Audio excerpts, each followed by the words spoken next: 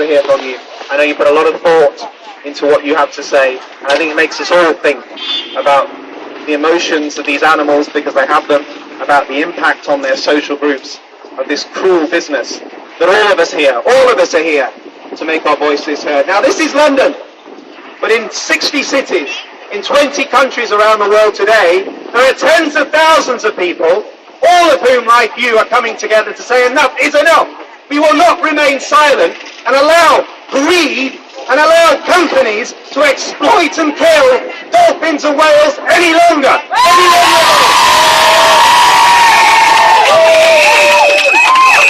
I'm very proud to work for Born Free. I'm very proud to be part of this debate, and I'm very proud to be British, because some of the biggest campaign events, some of the biggest focus on Taji, on the marine exploitation for dolphins and whales, is here in Britain. The British people are standing up, they're being counted, and in their thousands they're coming out every few months to say enough is enough. And yes, Taji Cove, that one small place in Japan, has become a key issue for all of us.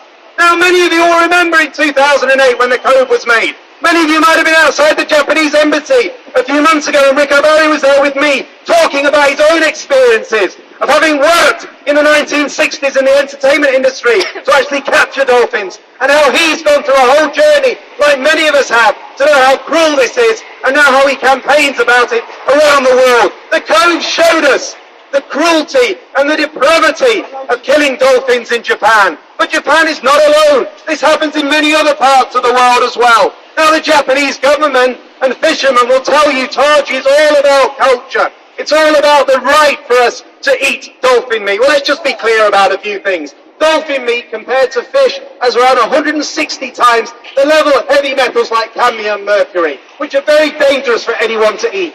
Most of the dolphin meat from the dolphins killed at Taji Cove doesn't get eaten. It ends up as dog food or as fertilizer. And the value of a dead dolphin at Taji Cove is around $400 to $600. The value, though, is not in the dead animals. The value is in the live ones. The ones that are taken because of the way they look, because of their unique characteristics, so they can be taken across the world to sit in concrete prisons for our entertainment. And they're worth, when they're trained, about $250,000 a piece. It's corporate greed that is driving the destruction and slaughter at Taji. It's nothing to do with culture. It's nothing to do with the right of people to eat dolphin meat. So let's never forget that.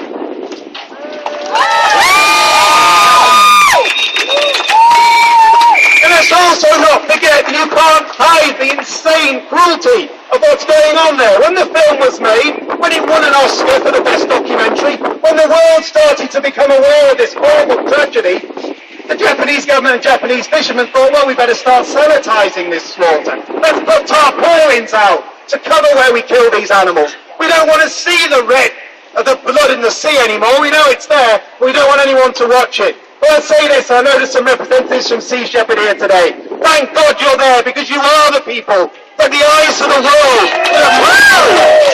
that are there every day, in the rain and the cold, despite the threats, despite the intimidation, to tell the world what is going on. We're not going to go away, and we're not going to go silent. And when they killed these animals, they thought, well, we maybe shouldn't be spearing them. That's a bit barbaric and cruel.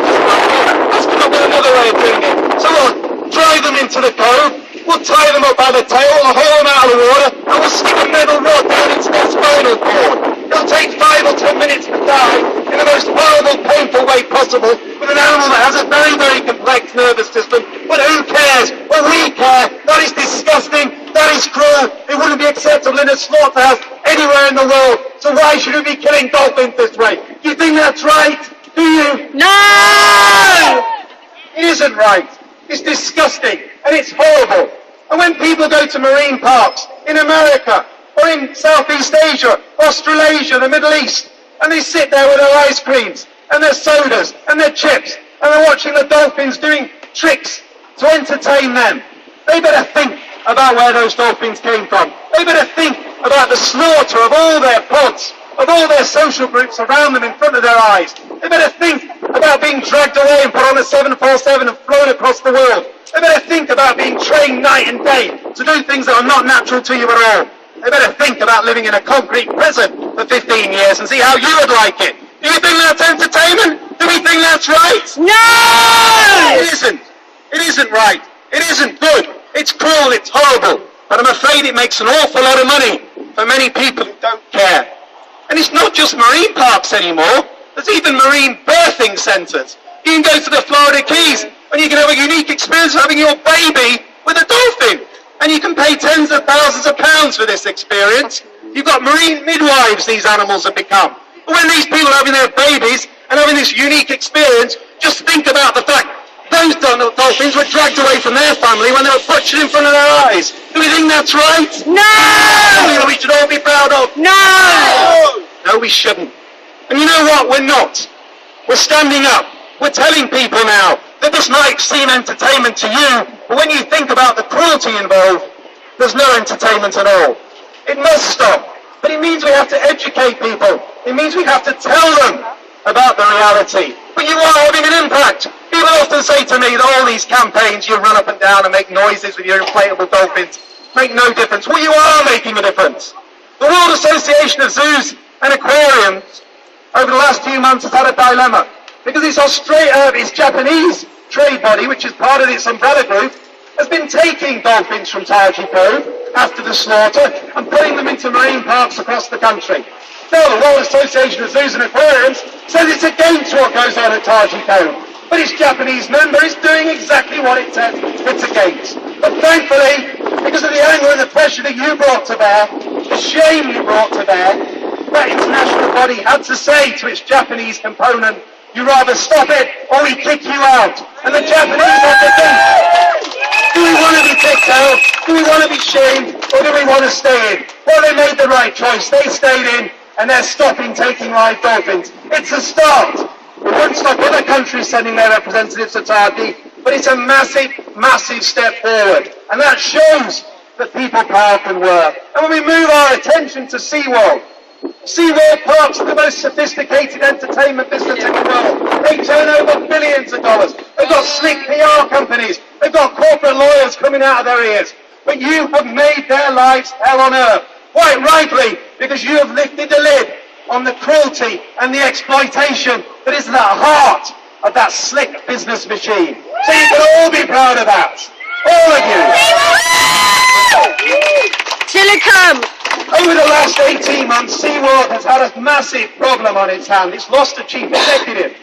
It's seen about $140 million knocked off its ticket sales. Its overall finances show a drop in revenue in its parks in California, around 12% last year. In Florida, about 8%. Yeah, it's still filling seats, but it's having to cut the ticket price to get the people in. And we know why. Because all of us now are becoming increasingly aware that even if they're not taking animals from the wild, they're not treating the animals they have well. They're removing the young from their breeding stock, the calves from their mothers, far too early. They're keeping animals in confinement for extended periods of time and separating them, which is not only affecting their physical health, but their mental health too. And if you listen to some of the trainers, which some of you will now be aware of, are breaking rants and speaking out, they will tell you the cruelty of what's gone on. They will also tell you the danger that those businesses are running by allowing their staff into the pools with these animals. That's why some of them have been killed. That's why some of them are seriously injured. So this is not only bad for animals, it's bad for people too. Woo! Amen. But we are beginning to make a difference. Charities like Born Free work hard and have worked hard for many years on rescuing dolphins and getting them back into the wild. On campaigning like we did a few weeks ago for a television company in Portugal that decided they wanted to have a reality TV show with dolphins. And not only did they want a reality TV show for dolphins, they wanted to license the rights of it across Europe and into South America as too. But by lobbying, by people like you saying that's not acceptable, the television company had to can its project. And that's what I mean when I say people power matters. By sounding our voices, by saying to people this is not right, we will stop this type of exploitation based on greed and nothing else.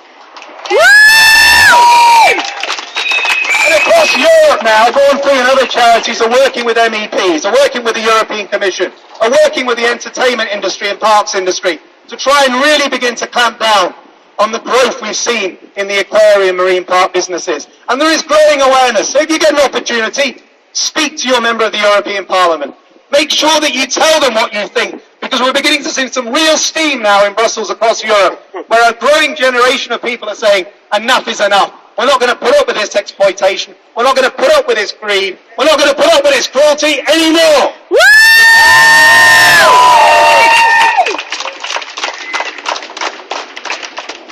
These animals do not have enough protection.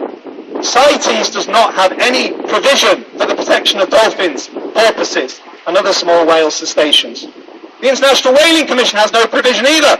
There's no international framework to protect these animals.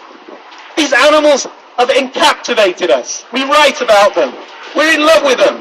They're everywhere when we think about entertainment or books or writing. Dolphins from our young age are a key part of all of that. Yet we give them no proper protection at all. Around the world, from pollution, from fishing, from illegal killing, from being taken to be put in marine park prisons or birthing centres, these animals have no proper protection at all. And we have to look over here to our MPs, to our legislators, to say to them, Britain, in the European Union and the international community, the time has now come to give these animals the protection they deserve.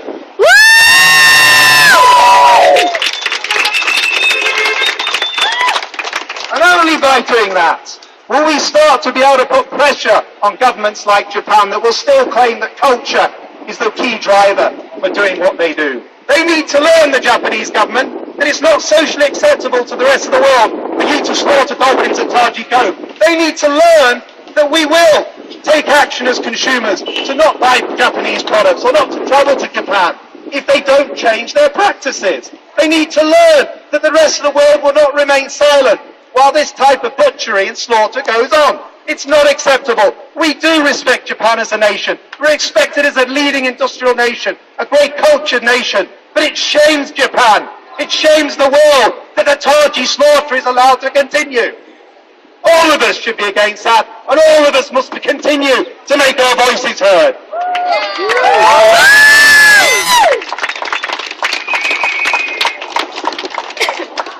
We cannot afford to be captivated by captivity. We cannot afford to remain quiet. We must care, but we must share our care with everyone else that shares the view or has concerns about treatment of these animals and many others around the world. We are an educated generation that has access to information that only 20 years ago none of us would have ever dreamed of. There is no one now at a click of a button that would not be able to find out information about exploitation of marine parks, about what goes on at Taji, about the cruelty, about the way these animals are treated. But then how do we react to it is the key.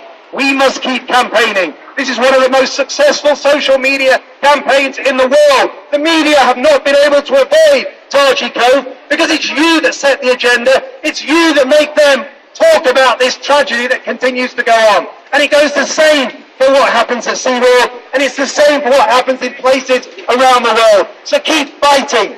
Keep making your voices heard. Never remain quiet. Remember, at the end of the day, this is not about animal rights. This is about human wrongs. This is not about animal rights. This is about human wrongs. And when we accept that, when we wake up to the reality of what they're doing to these animals, we can say in 10 or 20 years' time that we were the generation that brought this barbarity, that brought this slaughter, that brought this exploitation to an end. And we can say to our children, and they can say to their children, that once, in a moment in time, we made a difference. So keep fighting. Emptying the tanks is one day of many, but we won't go quiet. Thank you very much.